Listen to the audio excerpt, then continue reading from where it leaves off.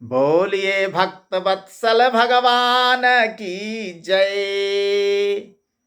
बोलिए श्री राम भक्त हनुमान की जय। भक्तों की कथा श्रृंखला में आज प्रस्तुत है श्री हनुमान जी महाराज की कथा। प्रस्तुत कथा श्री नाभादास जी कृत श्री भक्तमाल से ली गई है। श्री हनुमान जी के बारे में कहा गया कि यत्र यत्र रघुनाथ कीर्तनम, यत्र यत्र रघुनाथ कीर्तनम तत्र तत्र कृतमस्तकांजलिम बाष्पवारि परिपूर्ण लोचनम मारुतिम नमत राक्षसांतकम मनोजवं मारुततुल्यवेगं जितेन्द्रियं बुद्धिमतां वरिष्ठं वातात्मजं वानरयूतमुख्यं श्रीरामदूतं शरणं प्रपद्ये। अतुलित बलधाम हेम शैलाभदेहम धनुज बन कृषाणुम ज्ञानिनामग्रगण्यम सकल गुण निधानम वानराणामधीशम रघुपति प्रिय भक्तम बात जातम नमामि। प्रणवं पवन कुमार, प्रणवं पवन कुमार खल बन पावक ज्ञान घन जासु हृदय आगार बसहि राम सर चाप धर। श्री गुरु चरण सरोज रजा निज मन मुकुर सुधार वरणो रघुबर बिमल जस जो दायक फल चार। बुद्धिहीन तन जानिकै सुमिरौ पवन कुमार बल बुद्धि विद्या देहु मोहि हरहु कलेश विकार। पवन तनय संकट हरण मंगल मूर्ति रूप राम लखन सीता सहित हृदय बसई सुरभूप। तो आज प्रस्तुत करते हैं श्री हनुमान जी महाराज की कथा। बोलिए श्री हनुमान जी महाराज की जय। बोलिए बजरंग बली की जय। श्री हनुमान जी महाराज को बजरंग बली, महावीर आदि नामों से पुकारा जाता है। हनुमान जी एक और शंकर सुमन है। शंकर सुवन केसरी नंदन तेज प्रताप महाजगबंदन। और दूसरी ओर हनुमान जी पवन पुत्र हैं। तीसरी ओर हनुमान जी केसरी नंदन हैं। और चौथी ओर हनुमान जी अंजनी सुत हैं। हनुमान जी की माता का नाम अंजना है, ये तो बात समझ में आती है। लेकिन श्रोताओं के मन में यह प्रश्न उठना स्वाभाविक है कि हनुमान जी शंकर सुवन कैसे, वही हनुमान जी पवन पुत्र कैसे, और वही हनुमान जी केसरी नंदन कैसे। देखिए, भगवान शंकर जी के कई रुद्रावतार हुए। वही देवाधिदेव महादेव भगवान शंकर जी के अंश से वायु के द्वारा कपिराज केसरी की पत्नी अंजना में हनुमान जी का प्रादुर्भाव हुआ। मर्यादा पुरुषोत्तम श्री राम जी की सेवा शंकर जी अपने रूप से तो कर नहीं सकते थे। क्यों क्यों नहीं कर सकते थे? जब शंकर भगवान मर्यादा पुरुषोत्तम भगवान श्री राम को भगवान मानते हैं, प्रणाम करते हैं, तो फिर उनकी सेवा क्यों नहीं कर सकते? अपने ईश की सेवा क्यों नहीं कर सकते? अपने भगवान की सेवा क्यों नहीं करते? प्रश्न उठता है। तो फिर बात क्या है? बात यह है कि जो शंकर भगवान भगवान प्रभु श्री राम को प्रणाम कर रहे हैं, वही प्रभु श्री राम भगवान शंकर जी को प्रणाम कर रहे हैं। तो जब एक ओर भगवान श्री राम मर्यादा पुरुषोत्तम प्रभु श्री राम जिस शंकर जी को प्रणाम कर रहे हैं, भगवान मान रहे हैं, वही शंकर जी से सेवा कैसे करवाते? रामेश्वरम में जब शिवलिंग की स्थापना भगवान प्रभु श्री राम ने की, तो क्या देखा? शंकर जी से पार्वती जी पूछती हैं कि ये रामेश्वर जो नाम रखा गया वो क्यों रखा गया? शंकर भगवान कहते हैं कि राम है ईश्वर जिसके, वह रामेश्वर है। लेकिन प्रभु श्री राम कहते हैं कि जो राम के ईश्वर हैं वह रामेश्वर है। जहां यह संबंध है, वहां शंकर जी स्वयं अपने रूप में प्रभु श्री राम की सेवा नहीं कर सकते थे। इसलिए उन्होंने क्या उपाय निकाला? शंकर भगवान अपना अंश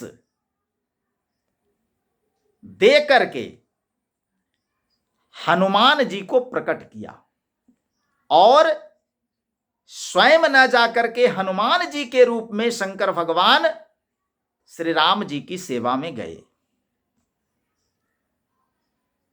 यहां यह स्पष्ट कर दें कि भगवान शिव के कई रुद्रावतार हुए, जिसमें से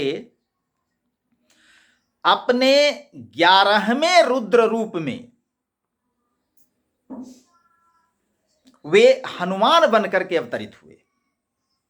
भगवान शिव जी अपने 11वें रुद्र रूप को इस प्रकार वानर रूप में अवतरित किया, जो हनुमान बनकर प्रकट हुए। चूंकि अंश शंकर जी का था, इसलिए हनुमान जी शंकर सुवन,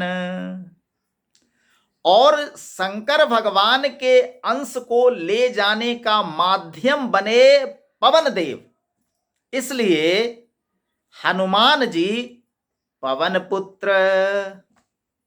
और कपिराज केसरी की पत्नी अंजना के गर्भ से जन्म लिए हनुमान जी, इसलिए केसरी नंदन और अंजना सुत। तो अंजनी, देखिए, अंजना का भी इस धरती पर आगमन एक संजोग वश ही हुआ था और एक खास निहित उद्देश्य से हुआ था। कभी वक्त मिला तो अंजना की कथा भी चलेगी, लेकिन अभी हम लोग हनुमान जी की कथा पर केंद्रित हैं। तो शंकर भगवान अपने 11वें रुद्र अवतार में हनुमान जी के रूप में प्रकट हुए। जन्म के कुछ ही समय पश्चात महावीर हनुमान जी ने उगते हुए सूरज को कोई लाल लाल फल समझा और उसे निगलने के लिए आकाश की ओर दौड़ पड़े। उस दिन सूर्य ग्रहण का समय था। जब हनुमान जी लाल फल समझ करके सूर्य को निगलने के लिए वहां पर पहुंचे, ठीक उसी समय राहु भी सूर्य को ग्रसने के लिए पहुंच रहा था।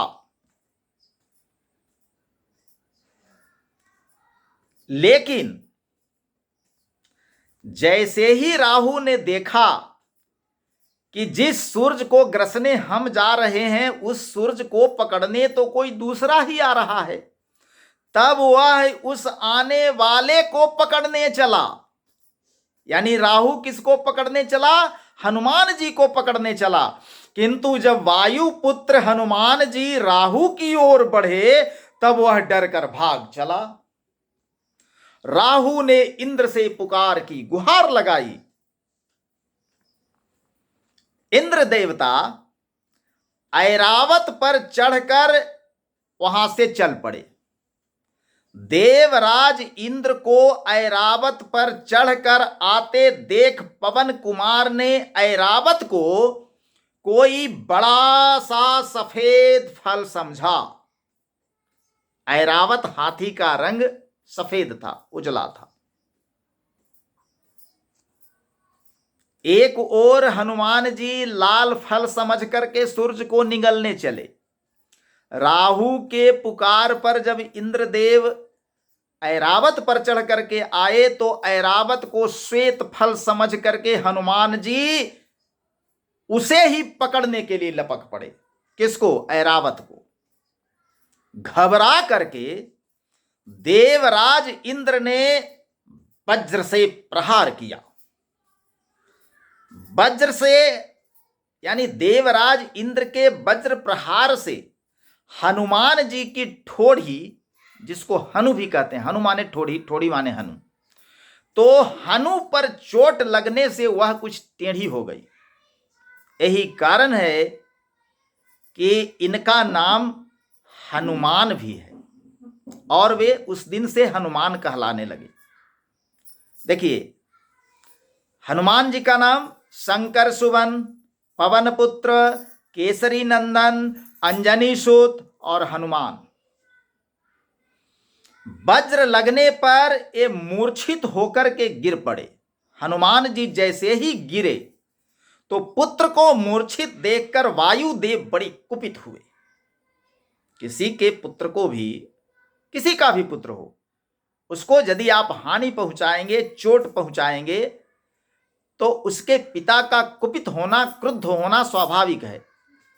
जैसे ही मूर्छित होकर के हनुमान जी गिरे तो वायुदेव क्रुद्ध हो गए, कुपित हो गए। उन्होंने अपनी गति को बंद कर लिया। और जब हवा बंद हो जाए, वायु बंद हो जाए, पवन बंद हो जाए तो श्वास लेना किसी को भी मुश्किल हो जाता है। और श्वास रुकने से आम जन की बात छोड़िए, देवता भी व्याकुल हो गए। अंत में हनुमान जी को सभी लोकपालों ने अमर होने तथा अग्नि, जल, वायु आदि से अभय होने का वरदान देकर वायुदेव को संतुष्ट किया और तब वायुदेव प्रसन्न हुए। फिर वायु की गति सामान्य हो गई।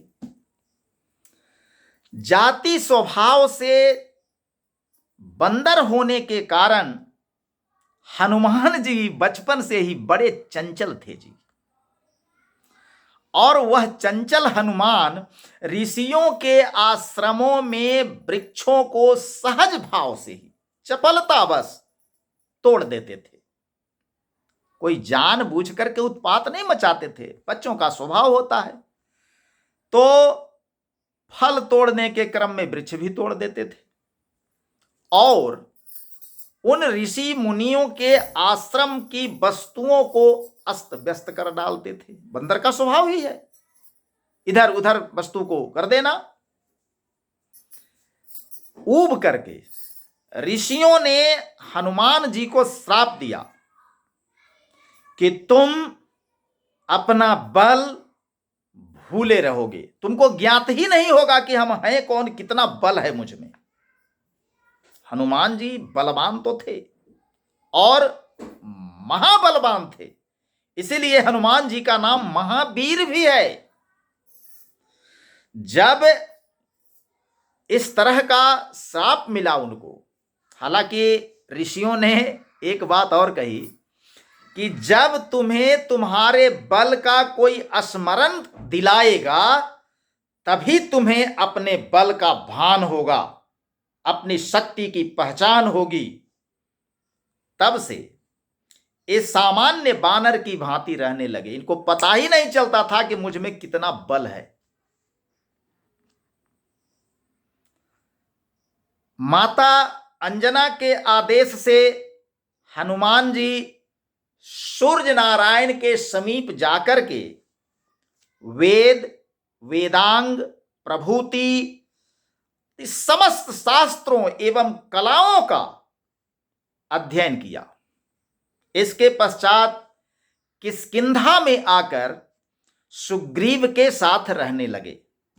सुग्रीव ने इन्हें अपना निजी सचिव बना लिया। आप जानते हैं कि सुग्रीव बाली का भाई था। जब बाली ने सुग्रीव को मारकर घर से निकाल दिया, उसकी पत्नी को स्वयं रख लिया और बाली ने सुग्रीव को निष्कासित कर दिया, तब भी हनुमान जी सुग्रीव के ही साथ रहे, वो बाली के साथ नहीं गए। सुग्रीव की विपत्ति के साथी होकर वे ऋष्यमुख पर्वत पर उन्हीं के साथ रहते थे। कथा आगे बढ़ती है कि बचपन में माता अंजना से बार बार आग्रह पूर्वक इन्होंने अनादि रामचरित सुना था। बचपन से ही माता ने भगवान राम की कथा का संस्कार दिया था। अध्ययन के समय सूर्य नारायण ने भी इन्हें भगवान श्री राम की कथा सुनाई थी। वेद में, पुराणों में इन्होंने श्री राम कथा का अध्ययन किया था।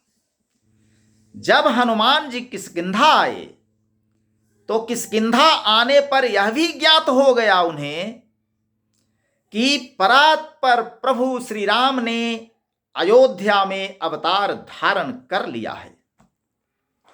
अब तो बड़े उत्कंठा से हनुमान जी बड़ी व्यग्रता से, आतुरता से अपने स्वामी के दर्शन की प्रतीक्षा करने लगे। श्रीमद् भागवत में कहा गया है कि जो निरंतर भगवान की कृपा की आतुर प्रतीक्षा करते हुए अपने प्रारब्ध से प्राप्त सुख दुख को संतोष पूर्वक भोगते रहकर हृदय, वाणी तथा शरीर से भगवान को प्रणाम करता है, हृदय से भगवान का चिंतन करता है, वाणी से भगवान के नाम गुण का गान कीर्तन करता है और शरीर से भगवान का पूजन करता रहता है, वह मुक्ति पद का स्वत्वाधिकारी हो जाता है। श्री हनुमान जी तो जन्म से ही माया के बंधनों से सर्वथा मुक्त थे। वे तो अहर्निश अपने स्वामी श्री राम के ही चिंतन में लगे रहते थे। माता ने बचपन में ही श्री राम कथा उन्हें सुनाया था। इसके साथ ही भगवान सूर्य से भी श्री राम कथा उन्होंने सुनी थी और वेद वेदांगों में, पुराणों में, शास्त्रों में भगवान श्री राम की कथा का अध्ययन किया था। इसलिए वे अहर्निश अपने स्वामी श्री राम के ही चिंतन में लगे रहते थे। अंत में श्री राम अपने छोटे भाई लक्ष्मण जी के साथ जंगल में घूम रहे थे। जब रावण के द्वारा सीता का हरण कर लिया गया था, तब सीता माता को ढूंढते हुए श्री राम और लक्ष्मण वन वन भटक रहे थे। शबरी ने उन्हें कहा था कि पंपापुरी, शबरी और ये पहले जो मिला था उनको जटायु मिले थे। जटायु बताए थे कि रावण हर करके ले गया है। इसके बाद में कबंध उद्धार किए और फिर शबरी के पास गए थे। तो आगे यात्रा करते हुए वे ऋष्यमुख पर्वत तक के पहुंचने वाले थे, क्योंकि शबरी ने ही बताया था कि आप सुग्रीव से वहां जाकर के मित्रता करेंगे और तब सीता माता का पता चलेगा। तो सीता जी को ढूंढते हुए वे ऋष्यमुख पर्वत के पास पहुंच गए। सुग्रीव को यह देखकर शंका हुई कि ये दोनों कुमार कौन हैं। उसको लगा कि इन दोनों राजकुमारों को बाली मुझे मारने के लिए ही भेजा है। अतः उनका परिचय जानने के लिए, उनकी वास्तविकता पहचानने के लिए सुग्रीव ने हनुमान जी को भेजा। विप्रवेश धारण कर हनुमान जी आए और परिचय पूछकर जब अपने स्वामी को पहचाना, तब वे उनके चरणों पर गिर पड़े। हनुमान जी ब्राह्मण का भेष धारण करके गए थे और तिलकधारी श्री राम और लक्ष्मण को उन्होंने प्रणाम किया, उनका परिचय पूछा।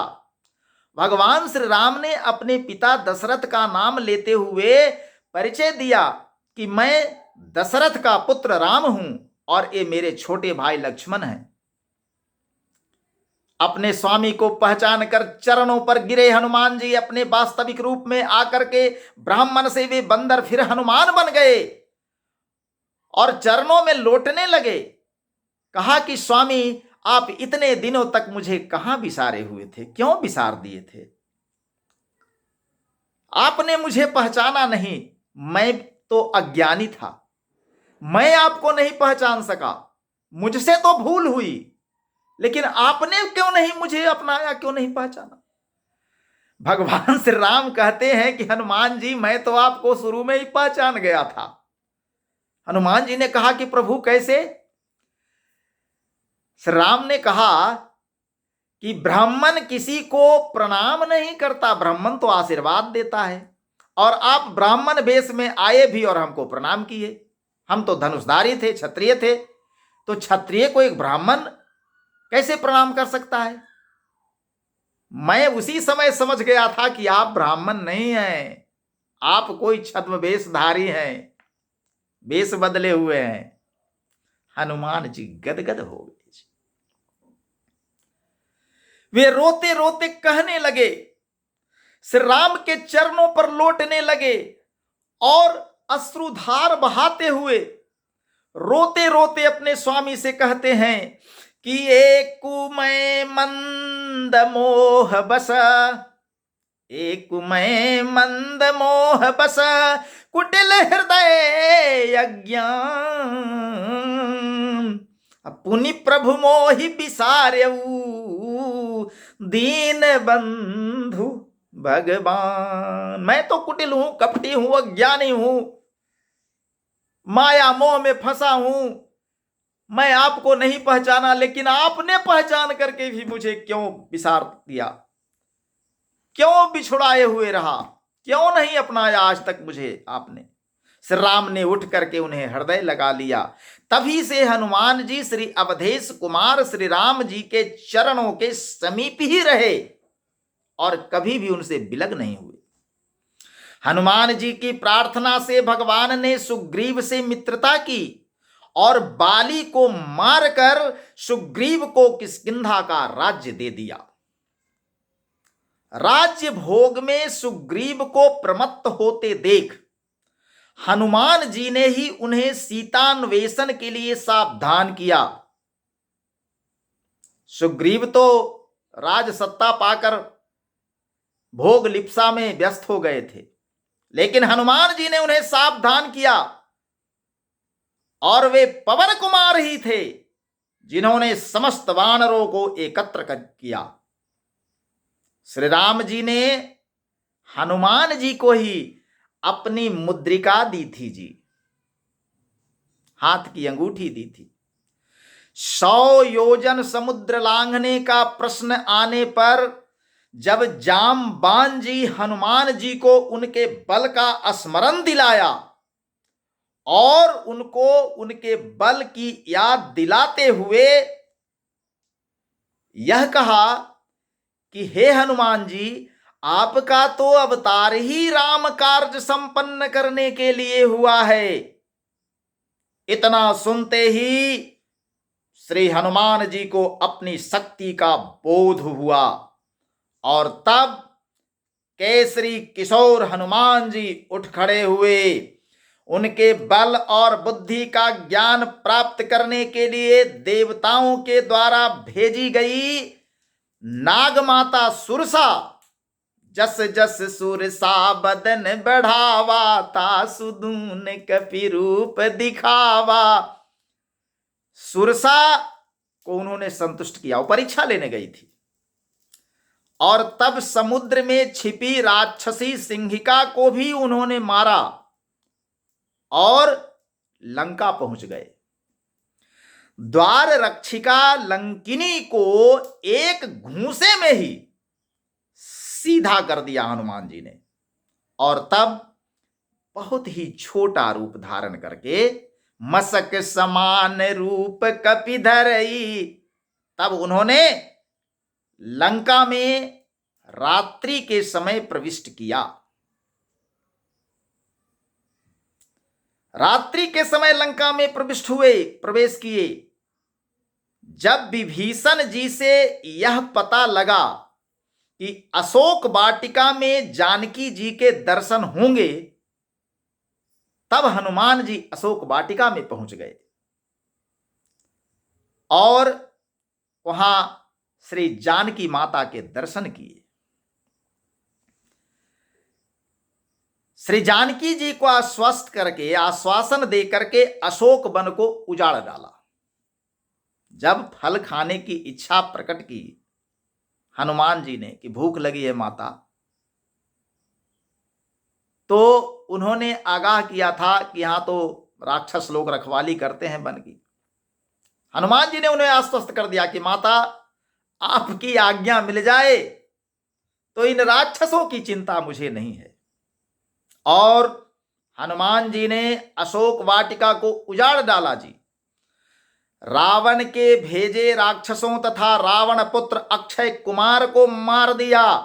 मेघनाद इन्हें ब्रह्मास्त्र में बांधकर राजसभा में ले आया। वहां रावण को भी हनुमान जी ने अभिमान छोड़कर भगवान की शरण लेने की शिक्षा दी। राक्षस राज की आज्ञा से इनकी पूंछ में आग लगा दी गई।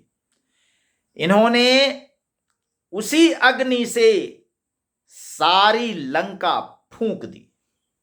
सीता जी से चिन्ह स्वरूप चूड़ामणि लेकर भगवान के समीप लौट आए। समाचार पाकर श्री राम ने युद्ध के लिए प्रस्थान किया। समुद्र पर सेतु बांधा गया, संग्राम हुआ और अंत में रावण अपने समस्त अनुचर बंधु बांधवों के साथ मारा गया। युद्ध में श्री हनुमान जी का पराक्रम, उनका शौर्य, उनकी वीरता सर्वोपरि रही। पग पग पर हनुमान ही हनुमान थे। वानरी सेना के संकट के समय वे सदा सहायक रहे। राक्षस उनकी हुंकार से ही कांपते थे। लक्ष्मण जी जब मेघनाद की शक्ति से मूर्छित हो गए, तब वे धवलागिरी से सजीवन बूटी लाने के लिए चले। बीच रास्ते में पाखंडी कालनेमी को मारकर द्रोणाचल को यानी धवलागिरी को हनुमान जी उखाड़ लाए, और इस प्रकार संजीवनी औषधि आने से लक्ष्मण जी को चेतना प्राप्त हुई।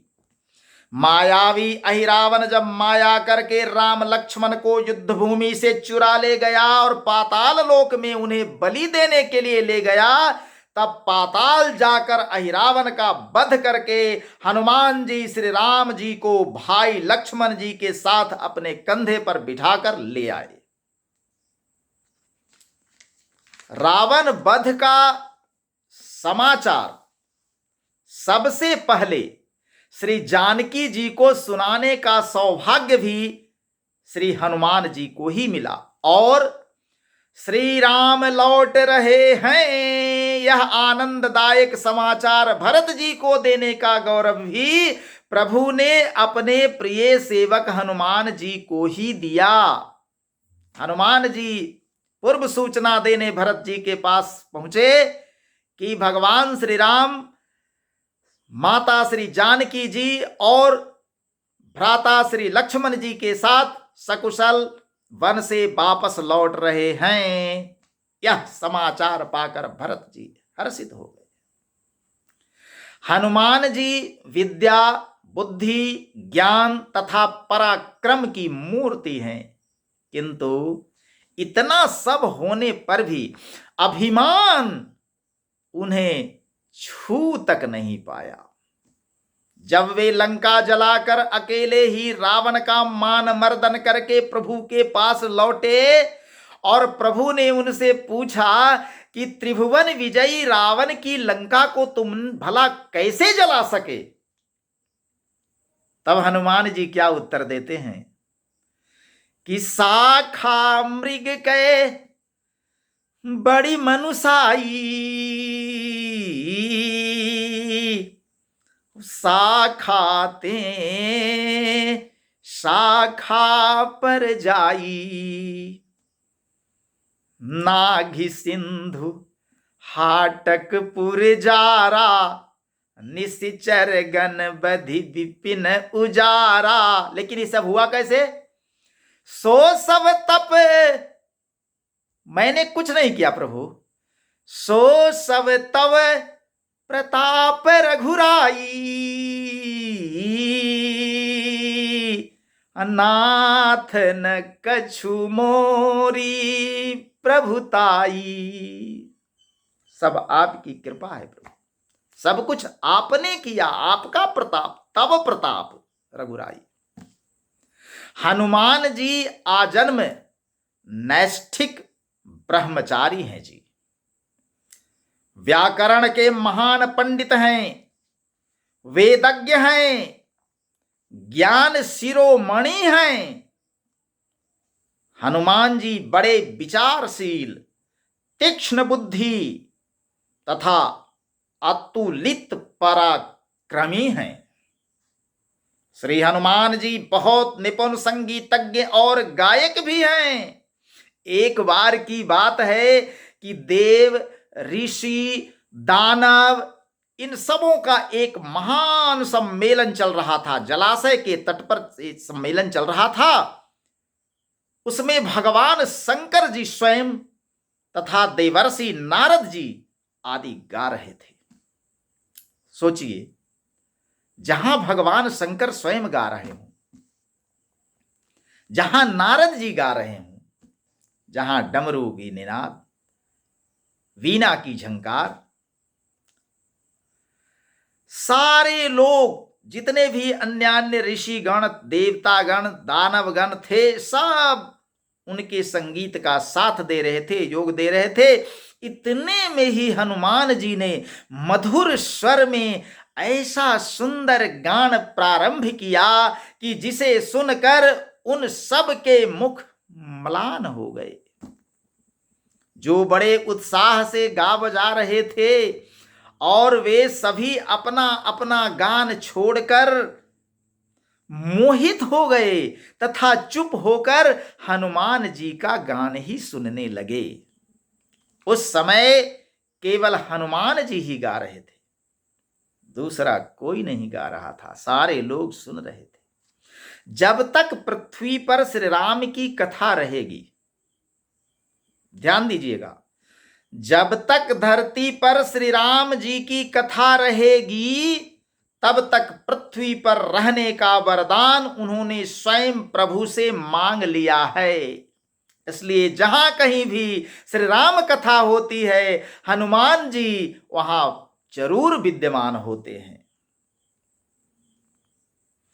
श्री राम जी के अश्वमेध यज्ञ में अश्व की रक्षा करते समय जब अनेक महासंग्राम हुए, लवकुश, शत्रुघ्न जी, लक्ष्मण जी और भरत जी सब पर भारी पड़ रहे थे, तब उनमें हनुमान जी का ही पराक्रम सर्वत्र विजयी हुआ। महाभारत में भी केसरी कुमार का चरित्र है।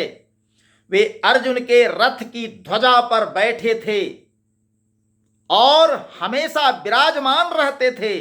उनके रथ के ध्वजा पर बैठे रहने से अर्जुन के रथ को कोई पीछे नहीं हटा सकता था।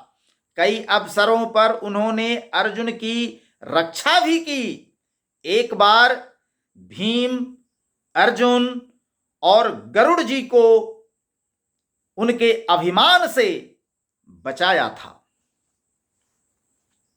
सबके अभिमान को उन्होंने बड़ी ही तरीके से हटा करके उन्हें सही मार्ग पर लगाया था। महाभारत में भीम की कथा भी जानते हैं, हनुमान जी से उनकी भेंट हुई थी। गरुड़ जी का भी अभिमान उन्होंने हटा दिया था और अर्जुन का भी अभिमान तोड़ा था। ऐसी बात कही जाती है कि हनुमान जी ने अपने वज्र नख से पर्वत की शिलाओं पर एक रामचरित काव्य लिखा था। उसे देखकर महर्षि वाल्मीकि को यह दुख हुआ कि यदि यह काव्य लोक में प्रचलित हुआ तो मेरे आदि काव्य का समादर न होगा। ऋषि को संतुष्ट करने के लिए हनुमान जी ने वे शिलाएं समुद्र में डाल दी, जिन शिलाओं पर उन्होंने अपने नख से रामचरित राम जी के बारे में महाकाव्य लिखा था, उन शिलाओं को उन्होंने समुद्र में डाल दिया। ऐसे परोपकारी, ऐसे त्यागी हनुमान जी थे। सच्चे भक्त में यश की, मान की, बड़ाई की इच्छा का लेश मात्र भी नहीं होता।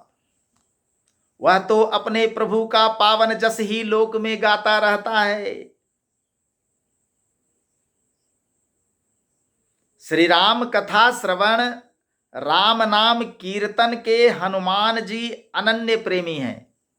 श्री राम कथा श्रवण करना उन्हें बहुत अच्छा लगता है और यही उनके रहने का उद्देश्य भी है। जहां कहीं भी श्री राम नाम का कीर्तन या राम कथा होती है, वहां वे गुप्त रूप से कथा या कीर्तन के आरंभ से ही पहुंच जाते हैं।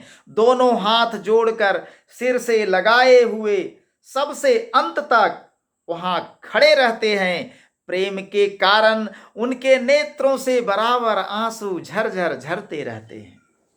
ये हैं श्री हनुमान जी। रावण के कोष में समुद्र मंथन के समय निकले सभी दिव्य रत्न संचित थे। जब समुद्र का मंथन हुआ और उससे जितने भी रत्न निकले, रावण उन सब का संचय किए हुए था। उसके वध के बाद, यानी रावण वध के बाद जब विभीषण का राज्याभिषेक हुआ तो उन्होंने उन दिव्य रत्नों की एक माला बनाई और कृतज्ञता ज्ञापन करते हुए उसे श्री राम प्रभु के चरणों में अत्यंत भक्ति पूर्वक निवेदित कर दिया। उस दिव्य रत्नमाला के लिए समस्त वानर भालुओं का मन लालायित हो गया। आहा, कैसे रत्न जड़ित माला है। जहां सभी लोग उस रत्न की माला को देख रहे थे, वहां हनुमान जी भी थे। तो श्री हनुमान जी का मन तो अपने आराध्य प्रभु के रूप सुधा का पान करने में ही मग्न था। उनका ध्यान तो उस माला पर था नहीं। यह देखकर प्रभु ने, भगवान श्री राम ने वह माला श्री हनुमान जी के गले में डाल दी। देखिए, जिसके लिए लोग लालायित थे उन्हें नहीं मिला, लेकिन जो प्रभु श्री राम के लिए लालायित थे उनको वो रत्न की माला मिल गई। हनुमान जी ने उस माला को उलट पुलट कर देखा, फिर उसके एक एक रत्न को निकालकर, माला से तोड़कर निकालकर अपने वज्र सदृश दांतों से तोड़ तोड़ कर, फोड़ फोड़ कर देखने लगे इन रत्नों में है क्या। उन्हें ऐसा करते देख विभीषण जी ने पूछा कि हनुमान जी, आप इन अनमोल अमूल्य रत्नों को क्यों नष्ट कर रहे हैं? तोड़ क्यों रहे हैं? फोड़ क्यों रहे हैं? इसे बर्बाद क्यों कर रहे हैं? हनुमान जी ने अनमने भाव से उत्तर दिया कि इन रत्नों में प्रभु श्री राम का नाम अंकित नहीं है। मैं यही देख रहा हूं, तोड़ रहा हूं, फोड़ रहा हूं दांतों से और देखता हूं कि कहीं इनमें श्री राम नाम अंकित है, तो कहीं नहीं मिला मुझे। इसलिए ये मेरे लिए मूल्यहीन है, इसका कोई मोल नहीं है। इस पर विभीषण जी ने एक प्रश्न कर दिया। विभीषण जी ने हनुमान जी से कहा कि हनुमान जी, आपके शरीर पर भी तो कहीं राम नाम अंकित नहीं है, फिर इसे आप क्यों धारण किए हुए हैं? जिस शरीर पर राम नाम कहीं नहीं लिखा हुआ है, उस शरीर को तो आप धारण किए हुए हैं। इस पर श्री हनुमान जी ने अपना हृदय चीर कर दिखलाया, तो उनके अंतःस्थल में विराजमान श्री राम सीता के दर्शन सबको हुए। भगवान श्री राम जानकी एक साथ हनुमान जी के हृदय में विराजमान रहते हैं। जानकी माता ने कहा था हनुमान जी को कि अजर अमर गुण निधि सुत हो, करहि सदा रघुनायक छोहू। अजर अमर होने का वरदान श्री हनुमान जी को मिला हुआ है। श्री हनुमान जी हर उस सत्संग में होते हैं जहां प्रभु श्री राम की कथा होती है, उनका संकीर्तन होता है। तो एक बार प्रेम से बोलिए श्री हनुमान जी महाराज की जय। बोलिए सियावर रामचंद्र जी की जय। श्री राम भक्त हनुमान जी की जय।